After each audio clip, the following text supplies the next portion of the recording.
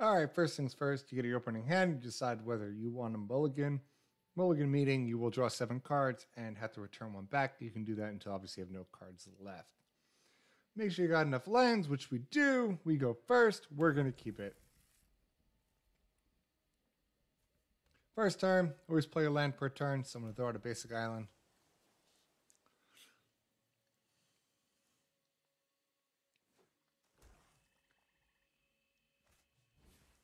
You only get to play 1 land per turn. Each mana taps for 1, so something to think about. I'm going to throw out a plains. This is a white-blue deck.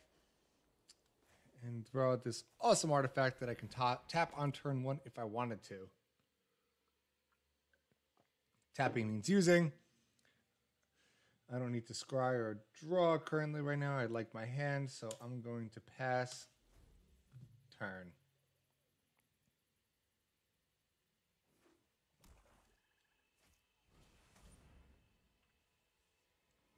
I have the option of responding to this. I'm just going to let it resolve.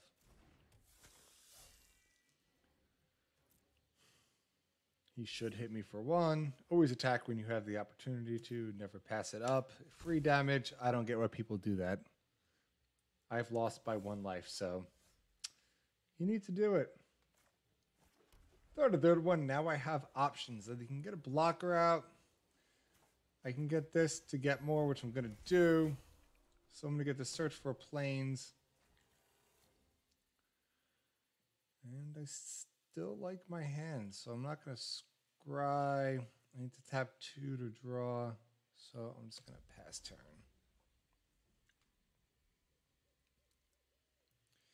Usually I don't worry in the beginning of a game. 1 damage here, 1 damage there. That's a big card.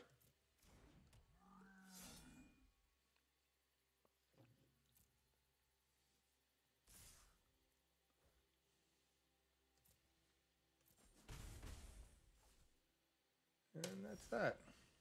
I got a wall. Sagas go down 1 per turn, so next time I'll gain 2 life. I'm going to throw out another land.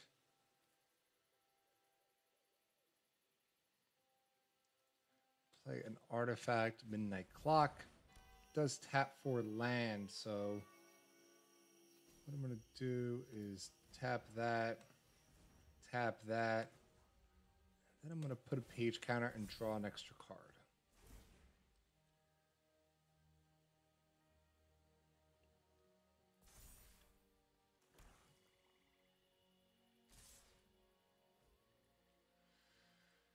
All right, do I want to block? His 5 attack would kill my wall of a 0/4. It could block these basically for free. Only block 1 creature. I'm actually going to keep my wall. Block 1.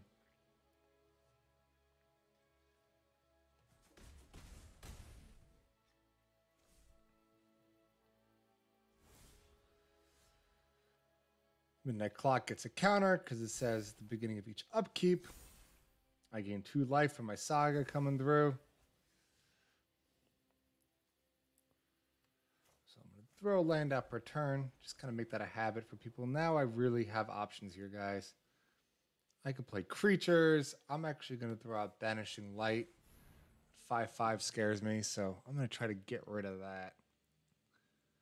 He might be able to do something about it. We'll see. I guess not. If I can get rid of this and just have 1/1s, it's pretty awesome. And it did. It worked. Next, I'm going to throw out this guy. This is a flying deck, so creature spells of flying cost 1 less is a big win. Whatever I can do to help save on lands, the better. And that will be my turn.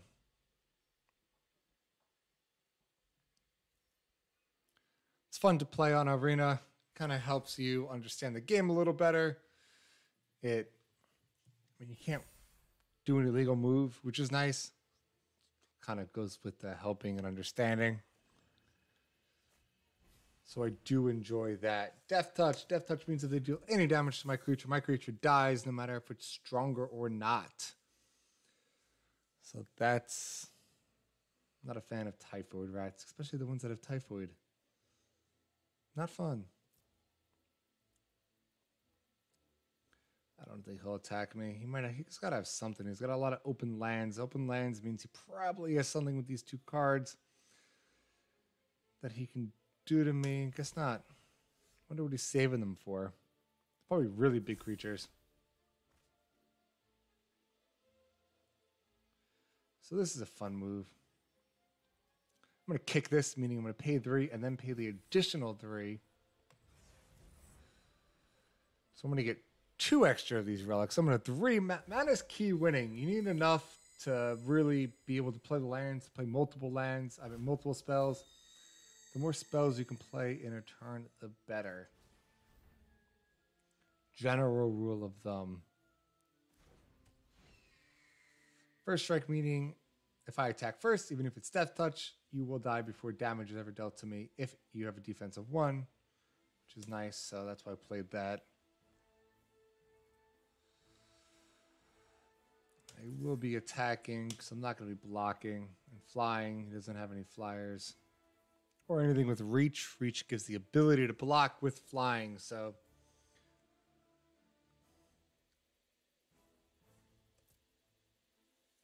see what happens. Oh, he's just going to take it. Don't think he's going to play a spell. And that's the end of my turn. I love the build-up of these games. They start off pretty slow, and then by like turn 6, it's like bum, bum, bum, bum, bum. Look how much I already have going on over here.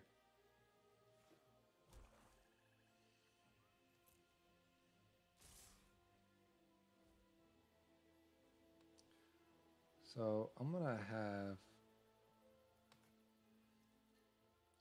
Well, first I'm going to pass the blockers. I'm going to have this block the death touch so he doesn't die.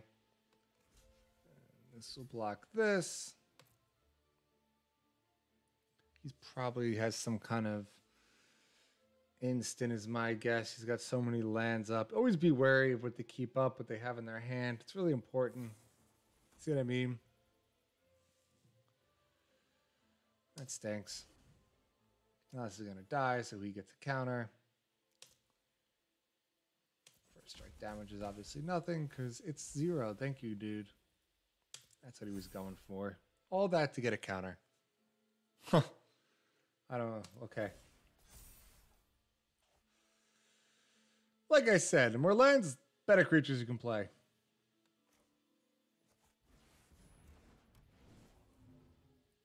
And that creature is huge. I'm going to draw a card off of this.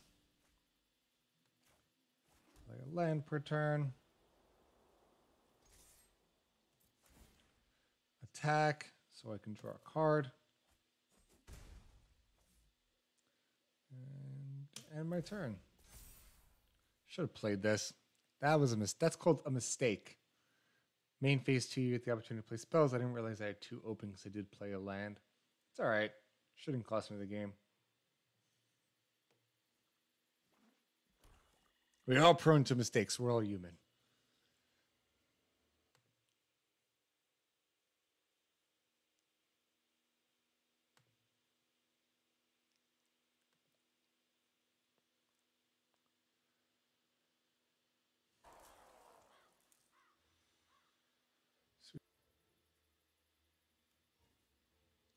Sack this to draw 2 cards. So we sacked this guy because you can always return him back.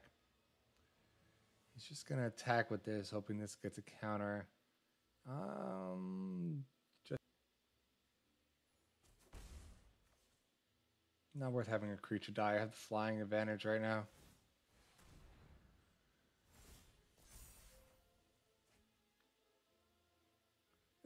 I want this to get to 12. It's almost there. Play a land. Play this. It says whenever I cast a non-creature spell, creatures that get +1/+1 on a turn. Non-creature spell. See that stack right there? Still have enough mana to play another land. Look at top 4. Nothing. Wonderful. Then we're combat. All attack, flying. 2 actions to draw a card. See how they're stacking, guys. Can't play anything.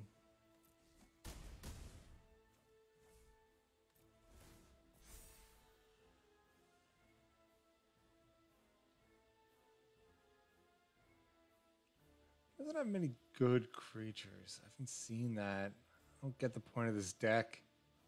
This just hasn't drawn into anything, but...